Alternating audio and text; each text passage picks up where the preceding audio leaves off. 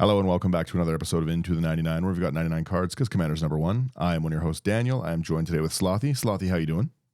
Oh, I'm doing pretty well, thanks. How about yourself? Well, I'm doing pretty good. We got no Brian today. He's feeling a little under the weather. Everyone out here feels a little sick. I think I was sick for a day or two this week too, but I just ate like $300 of halls in one sitting, and we got where we needed to go. Absolutely. Yeah, I think it's just kind of that time of year. I think a lot of people get sick right before that summer, just end spring stuff. Maybe it's allergies, maybe it's who knows, right? Yeah. But yeah, hopefully Brian's feeling a little bit better. We've got an interesting new deck. So when you were saying that you had one built from the D&D, I thought the other D&D sets, because now we've got 3 D&D sets. But no, you're talking the new D&D commanders. Yeah. So I hadn't really looked at many of these, so I don't really know what they do, how they do it and stuff. So I'm interested to see kind of what this thing is. So yeah, tell me a little bit about this commander. Like, who is it? Yeah, so this is Forge Neverwinter Charlatan. He's 3 and a black. He's a 2/4 legendary human rogue with menace. He's got ward, sacrifice a creature. He gets +2/+0 for each treasure you control, and whenever one or more players sacrifice one or more creatures, you create a tapped treasure token. This ability triggers only once each turn. That's pretty cool. I really, really like this card. It fits who the character was, Okay. which I really like. I know nothing about the character. He's a con man. Okay, fair. Yeah. 2-0 Yeah, for each treasure you control is big. Mm-hmm. And that ward sacrifice of creatures is a rough cost to pay to try and stop him. Yeah. And I like that the ward will also Generate help you with the treasures, other. yeah. Mm-hmm. I like it. Sacrifice-based commanders are always really cool. Yeah. Let's jump right into this list and see kind of what stuff you've got. Is this out yet? Like, was this the released or Yeah. This was a secret lair, right? secret lair. Okay. People have been getting their cards for a little bit. It looks, like I said, it looks like a really cool commander. Menace on a commander that gets pumped is pretty rough because they're gonna have to double block you. Mm-hmm. And yeah, like stacks of treasures aren't hard to come by these days. So yeah, let's see what you got here. We start off Altar of Dementia. Sack a creature, target player puts a number of cards equal to the sack creature's power from the top of their library into their graveyard. I like that a lot just in general, but with the ability to just non-stop have your commander, like, because you're in black, you can recur your commander from the grave like nothing. Yeah. And this could like really, really easily, like 5 treasure tokens is giving your commander +10. Yeah, it's ridiculous. It gets insane. Yeah, like it's not hard to super stack up treasure tokens, and yeah, like I could see Altar of Dementia being able to hit people for 10 or 20 really, really easily, especially how fast you can recur in black like that. Mm-hmm. Yeah, we've also got an Arcane Signet. I'll take that one. Boring one. Yeah. 2 mana, you tap, add 1 mana of any color. We're in black. We need ramp. Yeah. We got Ashnod's Altar, 3 mana, sack a creature, add 2 colorless mana, and yeah. Yeah, so another sack ramp outlet. Buckner's Everfull Purse. It's 2 mana. It's 1. You tap, roll a d4, create a number of treasure tokens equal to the result. The player to the right gains control of it. I like that card a lot. I haven't played that one much. Yeah. A little bit of group hug. Yeah, and I love group hug. I love a little group hug. I love a little chaos. I got no problem with that. I should pick some of those up. Yeah. It's super cheap right now too. I was gonna say I don't have my phone with me. Send me a message about this one after, because I will forget, because that's a really cool group hug card. I like that. Yeah. You know, one monster in your play group's gonna not pass it over like a jerk. Oh yeah. Then you target them. You guys get it. Exactly. We've got Cranial Plating, 2 mana for an equipment. Equipped creature gets +1/+0 for each artifact you control. You can pay double black to attach Cranial Plating to target creature you control or equip for 1. It's disgusting. Mm-hmm. So you're getting 3-0 on your artifacts now, plus others. Yep. Exactly. I like that. We have this Gold Vein pick, 2 mana equipment. Equipped creature gets 1/1 whenever they deal combat damage to a player, create a treasure token, and equip 1. That I've seen this one a lot lately because one of my brothers is playing a slicer deck, Okay. and it is a monstrosity card in that deck. It's Yeah. gross. This, yeah, like it's treasure token generation on the cheap, and yeah, like throwing 2 creatures in front of a block to block every turn is really, really rough. Like it really chews away at what you can do. Mhm. We've also got a Mind Stone. 2 mana. You can tap it for colorless or pay 1 and tap it to sacrifice it and draw a card. I like that. Yeah, again, we're in mono black. We need like whatever we can get for mana source early. You got a 4 mana commander too. We have Noble's Purse, 2 mana. It enters tapped with 3 coin counters on it. Tap it, remove a coin counter from a creative treasure token. That's actually a great card to proliferate too, to be honest. Like that a lot. Yeah, I enjoy this one. This is Baldur's Gate. They honestly made so many cool cards from that. The more I see Baldur's Gate cards, the more I'm like, this was a good set. It didn't have much for like chase rares and like value, but like for actual playability, it's got some great stuff. Yeah, absolutely. We've got Prying Blade, 1 mana. Equipped creature gets +1/+0, and whenever equipped creature deals combat damage, create a treasure token. It's got equipped for 2. Yeah, another great one. I want to make a slicer deck now that I'm looking at this. You should. Slicer seems fun. This, like, you're generating so many treasure tokens. I'm glad that this doesn't have any green to like double up, or it's not like Orzhov, so you can annoy to procession this. Like, this is disgusting. We've got your Soul Ring for your just like typical early fast ramp, your 1 mana double colorless tap. It's a great opener. It's what we like to see. Yeah. Nice little turn 1 play right there. Yeah, you get it. Then we got Swiftfoot Boots, 2 mana. Equipped creature has hexproof and haste, and equipped for 1. Yeah, you don't. I was gonna say you don't want people to target it, but again, they've got to sacrifice to even target it, so it's rough. I wouldn't target. I'd leave you alone. I appreciate that. Yeah, Thieves' Tools is next. We've got 1 in a black. When it enters the battlefield, create a treasure token. Equipped creature can't be blocked as long as its power is 3 or less. Interesting. I like that. You have a lot of treasure token generation already. Like, we're like 10 cards deep, and I think 8 of them make treasure. Yep. Speaking of treasure. We've got Treasure Chest, 3 mana. You can pay 4 and sacrifice it to roll a d20. If you get a 1, you're trapped and lose 3 life. 2 to 9, you create 5 treasure tokens.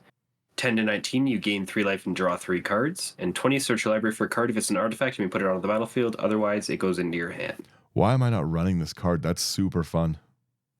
It's so good. 2 to 9, the 5 treasure tokens is great. 10 to 19, that gain 3 life and draw 3 cards is awesome. You've got a tutor in there, and you've got the mana crypt life loss. I love it. Yeah. That's really cool. Send me that one too. I like that a lot. We've also got Wayfarer's Bauble. 1 mana, you pay 2, sack it, search for basic land, put it onto the battlefield, tap, then shuffle. Solid ramp. Yeah. Then we got Whisper Silk Cloak, 3 mana, equipped creature's unblockable, and equipped creature has Shroud. Yeah, it's a problem with your commander getting so big so fast. Like, it's a big problem. And especially like you've got that stuff like the cranial plating, like Whisper Silk Cloak getting out is basically a one shot. Like, your commander's going to get so big so fast. Like, you've already got in artifacts, like, I think it was like 5 or 6 or 7 that generate treasures, which pump your commander, and they're also artifacts on top of it. Like,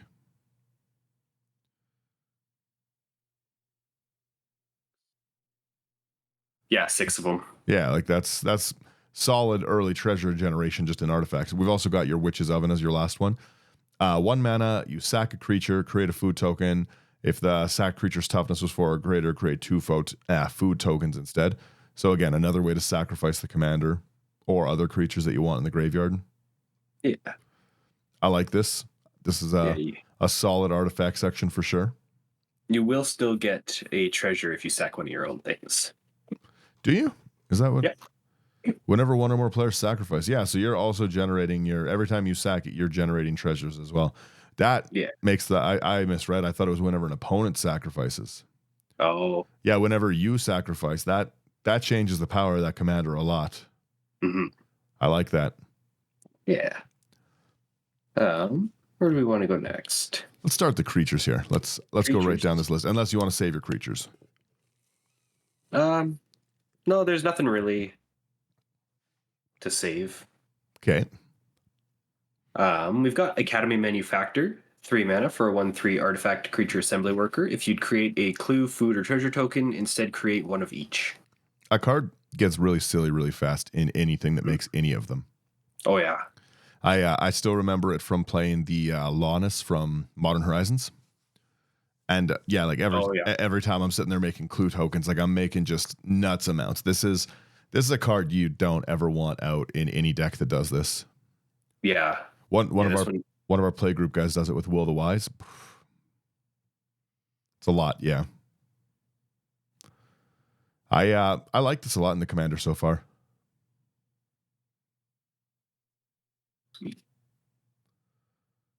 Ayara next. Do you want to take that one? Sure. We got Ayara, First of Lochthwain. Triple black for a 2/3 Elf Noble. Whenever Ayara, First of Lochthwain, or another black creature enters the battlefield under your control, each opponent loses 1 life and you gain 1 life. And you can tap her to sacrifice another black creature and draw a card. I like that. I always like that card. Yeah. Yeah, Ayara's always been one of my favorites from Eldraine. Such a cool card, too. And especially in mono black, you're not at all restricted playing that. Mm-hmm. We have your Blood Artist. 1 and a black for a 0/1 vampire. Whenever it or another creature dies, target player loses a life and you gain a life. I really, really like running this card like all the time in everything that I can. Yeah, you're always going to get at least some damage off. Yeah, right. Like it's it does some work. Mm-hmm. We've got Blood-Soaked Champion. Black for a 2/1 human warrior. He can't block. And he's got Raid for 1 and a black. You can return from your graveyard to the battlefield. Activate only if you attacked with a creature this turn. I like that a lot. So it's a great sacrifice creature. Mm-hmm. Just keep bringing it back and again throwing it away and making treasure tokens. I also really like the flavor text that death is merely another foe for the Mardu will overcome. Oh, another foe the Mardu will overcome. Oh, my brain's not working today like I was saying. You've also got your Burnished Heart. You sack Burnished Heart, which is triggering your commander. Search your library for 2 basic lands, 1 to the battlefield, and then 1. Oh, no, you search for 2 basic lands, put them onto the battlefield, tap, then shuffle. Why do I play Burnished Heart more? I always think it's 1 to hand and like a Cultivate. Mm. No, it's great. I like that. Then we got Butcher of Malakir. 5 double black for a 5/4 vampire warrior with flying. Whenever he or another creature you control dies, each opponent sacrifices a creature. Yeah, that one's disgusting. It's Butcher's always a problem. Yeah.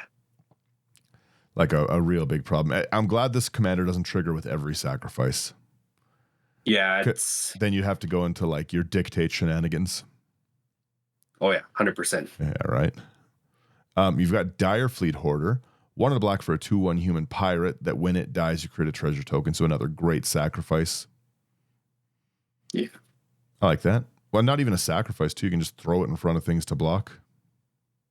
Exactly, yeah. I hate this next card. Why don't you take it then? Sorry there. This Disciple of the Vault. Whenever an artifact's put into a graveyard from the battlefield, you may have target opponent lose a life.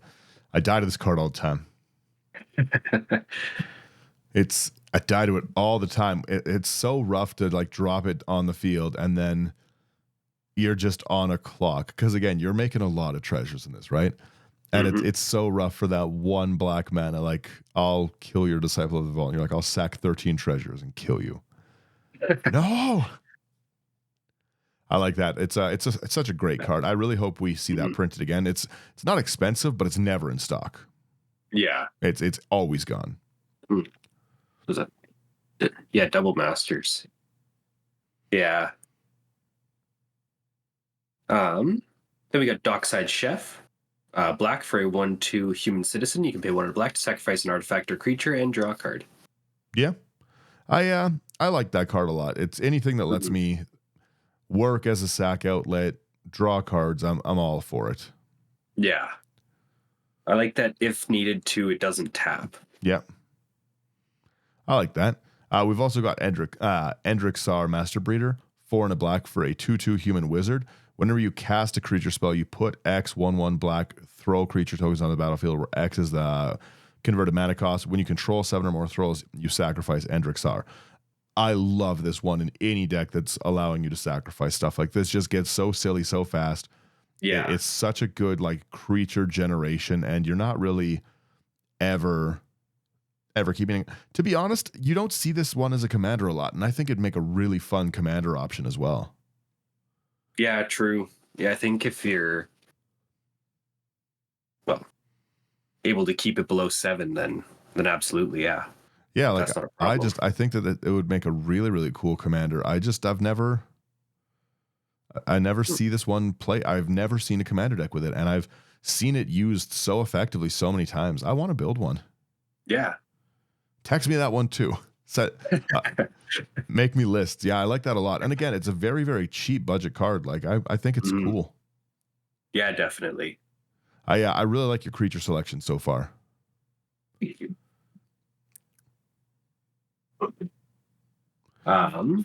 Next up, we've got Fane the Broker. 2 and a black for a 3/3 human warlock. You can tap him to sacrifice a creature, put 2+1/+1 counters on a target creature. You can tap him to remove a counter from a creature you control and create a treasure token. You can tap to sacrifice an artifact, create a 2/1 white and black inkling with flying. Or you can pay 3 in black and untap Fane. Every one of those abilities is so cool. Absolutely. Every single one does something that I want to do in this deck. Yeah, like it's great in just an average deck, but just straight again, I don't play this one either, and I want to. It's like this is way back from Strixhaven, I assume, right? This was originally I think it's Commander 21. Okay, yeah. So it'll be in that the Shadrix deck. Or not the I call it Shadrix, it's never been Shadrix, Brina. Yeah. It does Shadrix. It does so many cool things. Like again, it is a sack outlet that's buffing your commander to the tune of like what's that, 4/2? You put 2/1/1 counters on it and you'll get a treasure token for the death. That's great. Yeah. You remove one of those 1/1 counters, you get a treasure, further buffing it. You sack an artifact, which is just your treasure tokens, and you turn it into your flying black inklings. So you've got like great defense against like a flying deck or just aggro attackers that you're turning your commander into. Mm-hmm. I love this card in this deck. Like it's again, it looks like something that'd be fun to play in just a normal deck a lot of the time, but every one of these is great for your deck. Mm-hmm. You've also got this Fleshbag Marauder. 2 and a black enters, each player sacks a creature. It's a 3/1. Again, I wish that ability triggered on each sacrifice. I understand very clearly why it doesn't. Yeah. Yeah, I think it would be a little silly. Little strong. Yep. We've got Forsworn Paladin, black for a 1/1 human knight with menace. You can pay 1 and a black and tap to pay 1 life and create a treasure token. 2 and a black, target creature gets +2/+0 until end of turn. If mana from a treasure was spent to activate this ability, that creature also gains death touch until end of turn. I like that one a lot. That's really cool. Mm-hmm. The treasure token generation is really, really nice in this deck too. Yeah. But just that ability to, all right, I'll throw bigger creatures in. All right, well, I'm gonna kill a bunch of stuff. I like that a lot. Yep. You've got this Gray Merchant as well, which is a gross card in every deck that it's in, but especially anything mono black with Aara like pips is going to hurt a lot. It's 3 double black for a zombie 2/4. When it enters, each opponent loses X life, where X is your devotion to black, and you gain life equal to the life lost. It always has a great effect when it comes in. Absolutely, yeah. And it's such a good card to consistently recur if you can bring things back from the grave. Mm-hmm. Yeah, this is definitely one of the targets of recursion that I have. Yeah. We've got Grim Hireling, 3 and a black for a 3/2 tiefling rogue. Whenever one or more creatures you control deals combat damage to a player, create 2 treasure tokens. And you can pay black to sacrifice X treasures. Target creature gets -X until end of turn. Activate only as a sorcery. It's lucky that's only as a sorcery because that's a disgusting ability. Mm-hmm. But yeah, again, another just monstrous treasure token generator. Yeah. You know, you swing in with and especially like I would be I would be politicsing this deck a lot. I'd be like, listen, I won't kill your creatures with this, but like, let me hit you for 3 so I can get my 2 treasure tokens. I'd be like, all right, fine. All right, this time you get 1. Thank you for the +4/+0. Yeah, exactly. It's not that commander's not swinging at me. I'm all right. Yeah. I like I said, I like that. I like that card a lot. It's a very cool ability. You also have this Horde Robber, 1 in the black for a 1/3 Tiefling Rogue. I hope that's more. We see more Tiefling stuff. I think it's cool trap. Yeah, I really like it, especially with their treasure theme here. It's whenever it deals combat damage to a player, you create a treasure token. Again, a great thing. I'd be like, come on, I need this. I need this, please. I'm totally normal and can be trusted with 10 treasure tokens. You have to believe me. I can be trusted. Don't worry about it. Yeah, I like that. Oh, I hate the next card too. It's so, you take this one, but it's a gross one again. Next one is Marionette Master, 4 double black for a 1/3 human artificer with Fabricate 3. Whenever an artifact you control is put into a graveyard from the battlefield, target opponent loses life equal to Marionette Master's power. That's a disgusting card because this can come down as a 4/3. And every time you're sitting there, you're throwing your treasures away again. I'll throw 10 treasures drained for 40. Yeah. It's such a great card. It's a great game ender that you've got in here, and it works with everything you're doing. And it's disgusting. I also love the art on it. It's always looks so cool. Yeah. The little servo guys. I love it. And another great thing to like recur as well. Like you've got a triple generator if you can keep bringing it back. You have your Misfortune Teller, 3 in a black for a 3/1 human warlock. Death Touch. Whenever it enters or deals combat damage to a player, exile target card from a graveyard. If it was a creature, create a 2/2 black rogue creature. If it was a land, create a treasure. Otherwise, you gain 3 life. Again, that's a phenomenally annoying ability. Whenever it enters or deals damage. So again, if I'm playing a recursion deck into you, well, I'll just get rid of this. Yeah, pretty much. And every one of those is good. The 3 life on enter is great. The treasure, exile land is great. Like that's a great ability. And then also just creature token generation. Yeah, sacrifice fodder. Yep, I like that a lot. Yeah. Then we got our Plague Crafter, 2 in a black for a 3/2 human shaman. When Plague Crafter enters the battlefield, each opponent or each player sacrifices a creature or planeswalker. Each player who doesn't, discard a card. Who hurt you? I've literally never read the flavor text on this one before now, and I love it. It's my power's generosity in a way. I give my survivors an appreciation for their lives. That's how I talk about my group hug decks. It sounds like something John Kramer would say. Right? I love this. Reassembling Skeleton, one of my favorite sacrifice throwaway cards. 1 in a black for a 1/1, and you pay 1 in a black. Return Reassembling Skeleton from your graveyard to the battlefield. No timing restriction on it, just whenever you feel like it. Yeah, it does come in tapped, but that doesn't matter. It's going to be sacrificed again anyway. Yeah, I love it.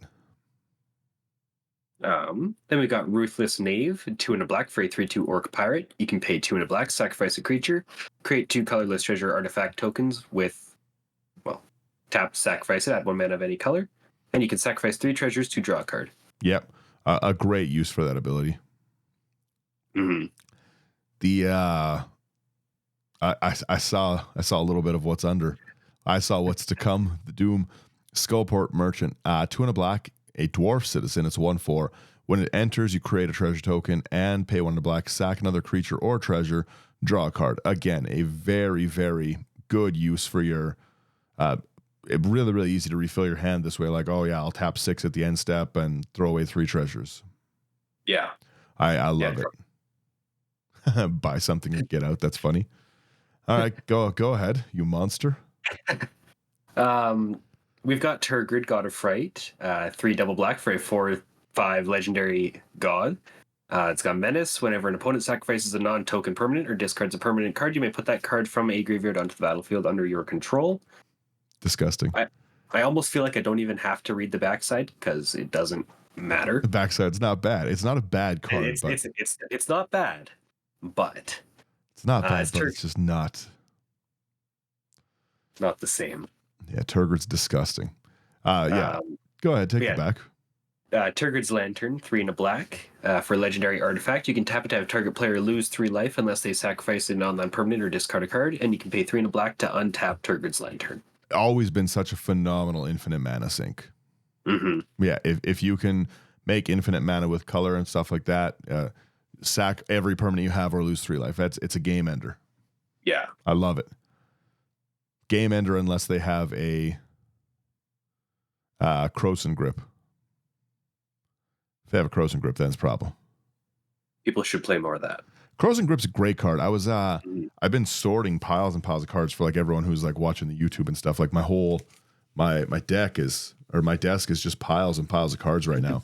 And I found a box of just like uncommons that I wanted to play and stuff. And yeah, I found like in that box, like I think 18, 19 Croson Grips. It was nice. We should really sort our bulk more often. Yeah, definitely. Yeah, I don't do it enough. We've also got this Undercity Scrounger, 2 and a black for a 1/4 rogue. Tap it, create a treasure token, activate only if a creature died this turn. I love that. And it's really, really cool artwork. Mm-hmm. Yeah, I like that one. I really, really like that artwork. They will pay for another arm extension all by itself. Well, as long as it doesn't explode. That's too funny. We've got Zentarum Bandit, 1 and a black for a 2/1 halfling rogue. When it attacks, you may pay 1 life. If you do, create a treasure token. Take that deal every day. Yep. I take that deal all day, every day. Yep. I like that a lot. Oh, it's got text from a card I've really enjoyed playing lately, the Liana Porter. The Zentarium are ruthless, unscrupulous, and dishonest, but I must admit they are effective. I like it. Yeah. And then obviously you've got to have your Zulaport Cutthroat. 1 and a black for a 1/1 human rogue ally. When it or another creature you control dies, each opponent loses 1 life and you gain a life. Yep. Yeah. I like that a lot. I like the flavor text too, the Eldrazi. Ha. Try walking through Zulaport at night with your pockets full now. That's dangerous. Do you see the new Eldrazi commander, by the way?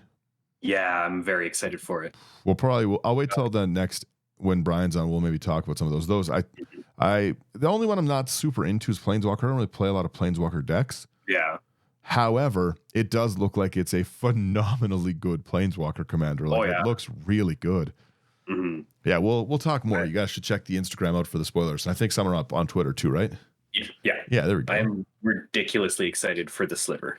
The Sliver look, as I had a bunch of people really quickly, I got to talk about that. A bunch of people were like, oh, this is bad. A bunch of people were messaging. Some people were commenting like, oh yeah, this is bad. It's not good. I was like, what are you talking about? Like it's so good. Sliver Legion. That's what I said. Yeah, you've got your coat of arms sliver and stuff like that. Number one, we're also going to get other new slivers. They're not just going to be like, here's one new sliver and let's reprint it. Yeah. So new slivers is very exciting already. The fact that it says that slivers don't suffer the legend rule makes me know that there's going to be another cool sliver or two in there that's entertaining. But like, you can make muscle slivers. I was kind of talking about this with my fiance yesterday, and the legend rule for slivers of the ones that are released right now really only matters for Sliver Legion and the first sliver. Oh, because I don't run first sliver in my sliver deck because it's just been complete since before that was out. Mm-hmm.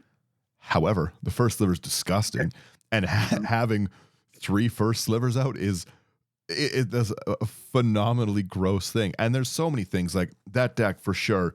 You're gonna want to put your stuff like Obika and stuff into it, like end the turn. Oh yeah, 100%. And you don't want to. You know how crazy it is to get left with like 3 first slivers in play.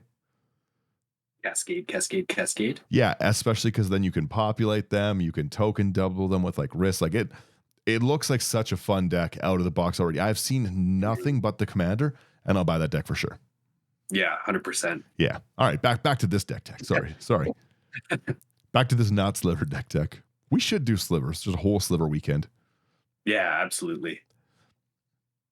Yeah, we'll start with your enchantments here. Agent of Iron Throne. It's 2 and a black.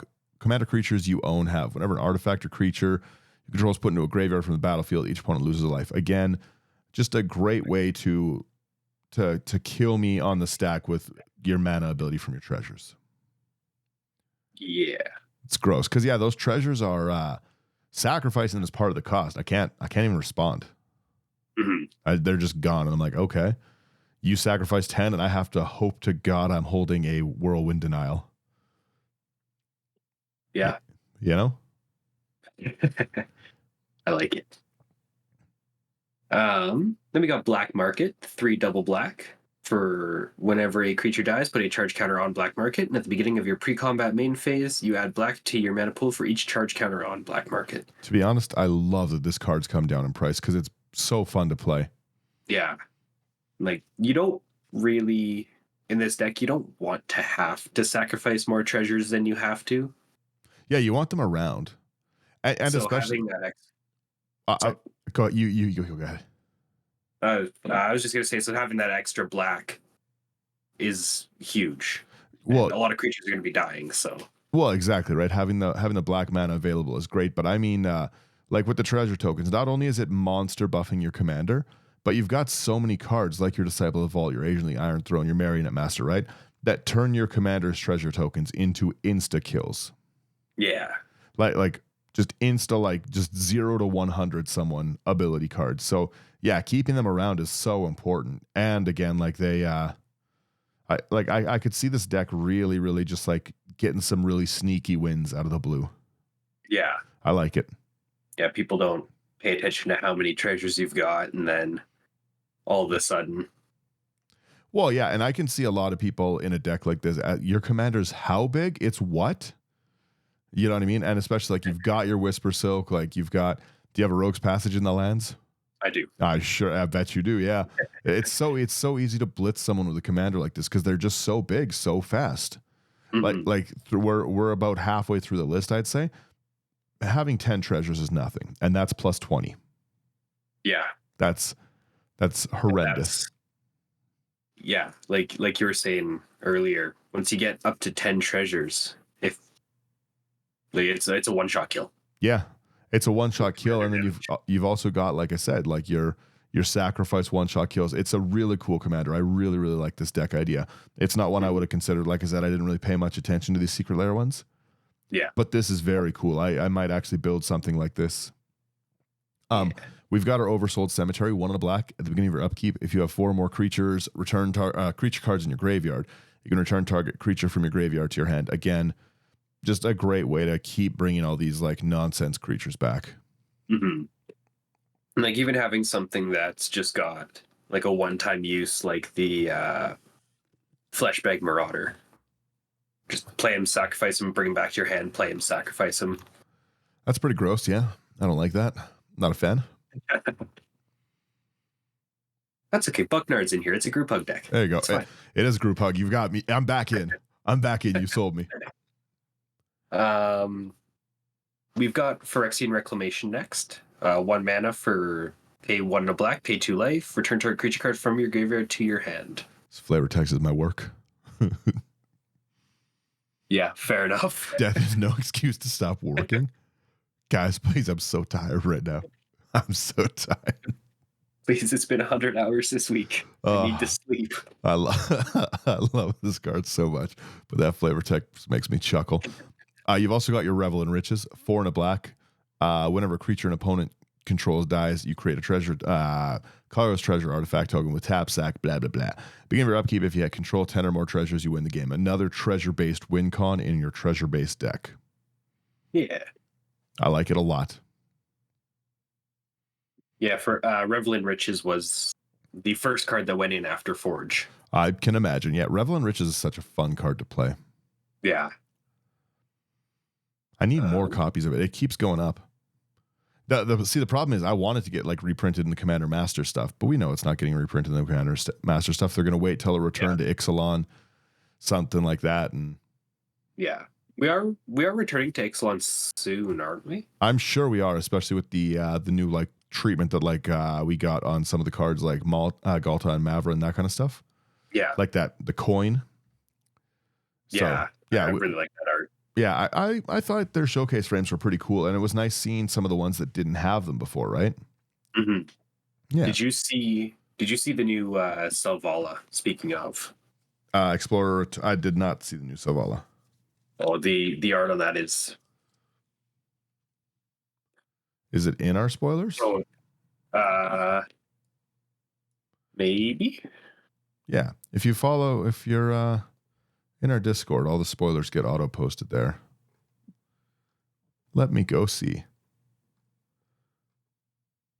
Oh yeah, that's really cool. Like the close-up face version? Yeah. That's amazing. Yeah. I like I'm that so a lot. excited for that one. Yeah, that's very cool. Savala's a fun commander in both formats. Mm-hmm. I prefer the Explorer Return, but they're both good. Yeah. We've got some less instance than normal for you. Yeah. You want to start us off? Starting us off, we got Dark Ritual. Pay a black, add 3 black. That's such a good card. Yeah. Such no reason not to run it. Yeah, right. Especially in a mono black, there's no reason. Yeah. You've got your Deadly Dispute. 1 in a black is an additional cost to sack it, sack an artifact or creature. Draw 2 cards, create a treasure token. That's awesome. Yeah. Yeah, that's you throw a treasure away to make a treasure, draw 2 cards. I'll take that. Or you could throw one of your tokens throw a away. Creature away, yeah. Creature token away, get 2 cards, 2 treasures. Yeah, I like that a lot. Yeah. We've got Farika's Libation. 2 in a black. You can choose one. Target opponent sacrifices a creature, or target opponent sacrifices an enchantment. I also like that a lot. I should play that against Brian. Yeah. Brian's a problem with enchantments. People don't run enough enchantment removal. Yeah, they really don't at all. Enchantments run wild all the time. Mm-hmm. We've got this Reckoner's Bargain, 1 in a black. As an additional cost to cast, you sack an artifact or creature. You gain life equal to the sacrificed permanent's mana value. Draw 2 cards. Again, a great 2 mana, 2 card draw because you've got treasure tokens to spare. Yeah. Then we got Shieldred's Edict. 1 in a black. You can choose one. Each opponent sacrifices a non-token creature. Each opponent sacrifices a creature token, or each opponent sacrifices a planeswalker. That's really cool. For 2 mana, I think that's really good. Yeah, that's a lot of versatility on there. Mm-hmm. I like that a lot. The planeswalker sacrifice too is annoying. It's really funny. I like that. You have your Sudden Edict, 1 in a black with split second. Target player sacks a creature. That I can't stand in Voltron decks. Like it just, you know what I mean? You spend all your mana getting all the artifacts on your Voltron commander, and then you're just like, hey, boop. You got to sacrifice that guy. Yeah, in one future I see glory, in the other, well, that's another story. I like that a lot. That's a really cool card. Then we got Zat's Will. 4 and a black. You can choose one. If you control a commander as he casts a spell, you may choose both. Each opponent sacrifices a creature they control with the greatest power, or exile all cards from all graveyard or all opponents' graveyards, then create X 0/1 black throw creature tokens, where X is the greatest power among creatures exiled this way. I like that. That's really cool. Mm-hmm. The throw tokens go silly. I'm going back to Endrixar. Yeah. You've got your Village Rites, which is just a great card. 1 black. You sack a creature, draw 2 cards. Again, everything you're wanting in this deck. Yeah. And rounding out the instant section, we've got Vraska's Fall. 2 and a black. Each opponent sacrifices a creature or planeswalker and gets a poison counter. That's funny to give people poison counters like that. Yeah. Give them 1, then leave them worried that they're going to get more. Yeah, right. You've got a few lands in here that are... Do you want to quickly go through your land section? Sure. We got Bajuka Bog. Enters tapped. Exile target player's graveyard. Add black. Myriad Landscape just to get a couple basics out. Reliquary Tower. It's going to be drawing a decent amount of cards. Rogue's Passage, like we mentioned earlier. We got Treasure Vault, which taps for colorless, or you can pay double X and tap it to sacrifice it and create X treasure tokens. That's a good one, yeah. Yeah. I really, really like the module art from the original D&D set. Yeah, it's super cool. Mm-hmm. Then we got Witch's Cottage. Enters tapped unless you control 3 or other swamp. When it enters the battlefield untapped, you may put target creature card from your graveyard on top of your library. Yeah, that's a blast. I like that one. I like recursion by playing a land. I'm okay with that. Yeah, absolutely. And I think we're just down to sorceries. Yeah. So we've got our Diabolic Intent, which is a great card. 1 in a black is an additional cost to cast. You sack a creature, search your library for a card, put it into your hand, then you shuffle. Yeah. Turning a 1/1 Thrall into a Turgid and a treasure token. I keep forgetting Turgrids in this list. That's just disgusting. Turgid and the ability to constantly bring Turgid back is gut wrenching. I kill it. I bring it back. Please don't. Please stop. He's already dead. This is my politics. I'll beat you until you stop crying. I like that. I like that a lot. You've got. Oh yeah, go ahead. Go ahead. Sorry. We've got Diabolic Tutor, 2 double black. Search your library for a card, put it into your hand, and then shuffle. Yeah. Solid tutor. You've got your Dread Return, which is one of my favorite reanimate cards. It's 2 double black. You return target creature from your graveyard to the battlefield. Again, love it. Or you flashback, you sack 3 creatures and bring it back. So again, really, really easy to get your things back that you want. Really, really easy to trigger your sacrifice stuff and sacrifice creatures. And I like it a lot. Yeah. Then we got Feed the Swarm, 1 in a black. Destroy target creature or enchantment an opponent controls. You lose life equal to that permanent's mana value. Yep. I like that. Yeah. You have your Innocent Blood. Each player sacks a creature for 1 black. That's I always hate having that so early. Like so many of my decks are all creature centered ramp, and I'll drop an early. I kept a hand because I'm like, whatever. I got a Llanowar Elf. I got blah blah blah. Everyone drops their 1 mana pips like a Birds, a Llanowar Elf, a Findhorn, and then you just drop this and wipe the board for 1. Oh, it's such a bad person move. I didn't even think about it like that, but I'm gonna start playing like that. That's anytime that I have an Innocent Blood in hand and stuff. There's a few decks I run it in, and I just try and get those early creatures off the board because it's so gross. Because we're not really dropping 1 mana creatures in this, right? Yeah. But if you wipe my Birds of Paradise and then well, it's not me. You sacrificed it. It's you. Why would you sacrifice that bird? What's wrong with you, you monster? Yeah. Why would you sacrifice that creature? That bird was beautiful, and now it's in the graveyard. What kind of monster are you, Daniel? Yeah, no, Innocent Blood on a turn 1 drop when everyone's got their stuff out is something that hurts my soul. I really like that. We got Myron Misery, 1 in a black. Each opponent sacrifices a creature or enchantment. Can you imagine doing it back to back? Oh no. Turn 1 Innocent Blood, you kill my bird, and I'm like, oh, whatever. I still got this Llanowar Elf. I play the Llanowar Elf turn 2, and then and you hit all my mana pips. Like this is like the anti-elf deck special. Turn 1, you hit my Llanowar. Turn 2, you hit my Priest of Titania. Turn 3, I'm gone. I left the table. That's too funny. I like these. You should read the next one because you can play that one the turn after. Mercurial's Edict. 1 in a black. Roll a d20. 1 to 9, choose an opponent. They sack a creature. That's really funny. 10 to 19, each opponent sacks a creature, and then 20, each opponent sacks a creature with the greatest power among creatures they control. I like all of those effects. That's really funny. Yeah. Getting 10 to 19 is usually kind of where I tend to roll. So even a 1, even someone sacking 1 thing, yeah.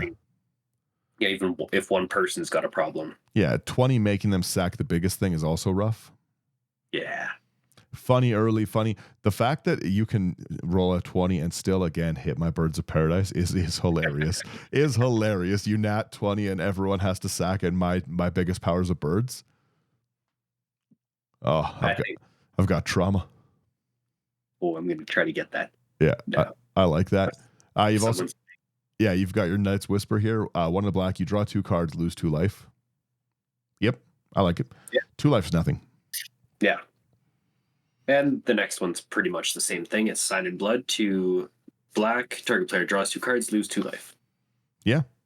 I like this a lot. Thank you. This is a really cool deck. This was one of the most fun decks to put together that I've done in a long while. It had an absolute blast. It even says that it's under the average salt. Yeah. You're even under the median salt. It's not even a salty deck at all. What are you guys talking about? Yeah. It might have Turgid, but it's below the 33.5. It's fine. I'm actually surprised at the budget too. Yeah. Yeah, like the fact that like we've got like a budget of like it's $150 deck. Mm-hmm. That's very, very that's doable for sure. Yeah, absolutely. And like if you don't, like, you can still cut out things like your $11 treasure vault or your where are you? Or even your black market if you wanted to. It's a lot of these sections, like even looking at it, a lot of them are just really manageable sections. A lot of it, a lot is probably stuff we already have sitting around. Mm-hmm. Yeah, like you could cut it down. You could make this $100 deck pretty quickly. Yeah. And it says it's 136 without basic lands. I don't know why it even. Decks should just stop counting the cost of basic lands. When's the last time you paid for a basic land? Yeah, right. See, intentionally. Yeah, exactly. Well, I can't remember. That's what I'm saying, right? It's basic lands are like you either have a stack from opening boxes or something, or you are at your game store and you're like, just like I need a few lands, and they're like, oh, go ahead. Or like you're at a buddy's house and you're like, hey, do you have 30 swamps? I'm making a deck, and I'm like, yeah, no problem. Yeah. Exactly. Who's buying these lands? I don't know. Yeah. I think Moxfield has it without the basic lands. Yeah, I never use Moxfield. No. Ugh, my poor bones. Your mana curve is also really, really good. Yeah, you got 26 in your 2 slot. That's great. Yeah. I like that a lot. This deck just overall seems like a really, really fun way to play. Thank you. Yeah, I'm hoping to get this one out to some games real soon. I'd love to see this one on stream. It'd be really fun. Yeah, definitely. I think the secret lair is supposed to arrive next week. So okay, that's pretty sweet. Yeah, it I said, this one looks like a blast. There's I'm hoping we can get you out for some streams coming up soon. I want to do. Have you seen the Dan format yet? No. You would be in love with the Dan format. What's that? So Connor made one of the decks, one of my brothers, and it's some of the most fun I've had playing Magic in a really long time. It's a deck list that runs on, to everyone, we're talking non-commander stuff, so just hold on for a minute. It's a fairly expensive deck because of the not Dan noodles. There we go. Dan the card. It's a whole thing based around this card. Oh, why is it so hard to find? Okay, yeah, so it's 2 blue mana. It's a 4/1 fish. It can't attack unless defending player controls an island, and when you control no islands, you sacrifice Dan. And the whole point of the deck is that it's a deck built on like drawing stuff, reshuffling stuff, and like changing islands. So you run like things like Piracy Charm to like give target creature like -0, -2 or something like that. There's like Crystal Spray where you turn all lands of one type into another for the turn, so it'll get rid of all the islands. And it's like nice. It's just a really, really fun format, and it's from a shared deck. Okay. Yeah, it's like I said, it's one of the most entertaining things I've played for a while. Like Connor was like, "Come, let's try this like format out and stuff." I built this Dan deck, and I was like, but no, I would sit and play the Dan format all day. And especially for like someone like yourself who likes to play like instants and like silly like trickery stuff, like you would just love it because it's lots of like cards like accumulated knowledge. Like you draw a card, then draw a card for each card named accumulated knowledge in the grave, right? Yeah. So the whole deck is like top deck manipulation, like memory lapse for counter spells. So you counter the Dan, put it back on top, and then you'll draw the Dan and like it's really fun. That sounds fun. Yeah, I would really like to. My brother, he's not into the streaming games with us because he's no fun. But I would love if we can do some Dan games. Like it's just such a fun time. Like it was a nice Commander break, and for anyone who likes to play Commander, it's a pretty silly, fun format. So definitely a good thing with your friends. It's the card prices have just spiked like aggressively. It's the it's a shared deck. What's the average cost? You can build it for around $70. Actually, it's still not horrible. Okay, that's not too bad. Yeah, it runs 10 Dandans, 2 Brainstorms, 4 Magical Hacks, 2 Mental Notes, a Mind Bend, Portent Vision Charm, 4 Accumulated Knowledge, 8 Memory Lapse, 1 Miscalculation, 4 Telling Times. It's got like a diminishing return, so you shuffle the deck, foils for like a counter spell to return islands. Like, oh, it's so fun. Nice. Yeah, like the Mental Note. Sounds like a blast. Yeah, Mental Notes, like put the top 2 cards of your library into your grave, draw a card. And again, it's a shared library, right? So you could potentially just like mill the other person out. Yeah, it's really, really fun. I have just a blast playing it. Like I want to probably make like a double-sized deck so I can do a 4-man Dan. Yeah. That'd be really fun. That'd be fun. It's but yeah, I'll stop ranting about Dan. Back to the deck list. Back to the deck list. Forge. The Dan Forge. Yeah, no, it's this deck looks really, really cool. Thank you. Yeah. I'm very excited, hoping to get this one out to some streams soon. It should be a really good time. Like it's the streams have been good. We took a week off this one because again, I think everyone's just a little busy. You were sick last week, Brian's sick this week. Mm-hmm. Like I was a little under the weather and I've been working lots. Like it's just been a bit. So we didn't put up a gameplay video this week. They'll go back to going up. We got a lot of really fun ones. The first one we're putting out is we were end of the night, cameras were dying, and we went to play a fast game. So it's all of us playing like silly group slug decks. And and you'll get to see a player in the group just get disrespected to a point that is absurd. If you think some of my shenanigans are funny, if you thought it was funny when I countered Brian's Soul Ring, you're gonna like that. You're gonna love this game. Nice. Yeah. And yeah, like I said, with that, I'll wrap it there. Alrighty. Thank you everyone for listening and getting to the end of the show. If you like our content, it's all on intothe99.com. Go there, lots of cool articles. There's a really interesting article put up about power level and stuff by one of our patrons. It's really, really good reading stuff. It's a very different opinion than mine. So if you've ever read my power level article, it's super different. I like it. It's a pretty cool take. Lots of articles go up. We put up gameplay videos basically every week, except for when I take a break. New episodes on Sunday all the time. Like, share, subscribe. That really, really does help us a lot. If you rate the podcast as well, that really helps us get seen by people and shows them you enjoy listening to it, so they'll come over and check it out too. If you want to support us above and beyond that, check out Patreon and stuff. We got lots of cool stuff there. Lots of patron streams are going to be coming soon. Really great place to chat and build decks, especially with so many of these things come out. It's going to be the Discord access as well now, so you can come chat with us, get that like instant spoiler notification kind of stuff. And yeah, that's basically my rant. Yeah. Thanks everyone for tuning in. Thank you. And yeah, check out Slothy's deck because it's a really cool deck. List is going to be in the notes as always. Yeah, let me know what you would add. Oh yeah, I always do like hearing what people would add. A lot of people are so much better at building decks than me, so it's fun to see that. Why didn't you add this? And I'm like, I didn't consider that. Why didn't I add it? It wasn't in front of me. Yeah, exactly. Yeah. All right, now bye for real.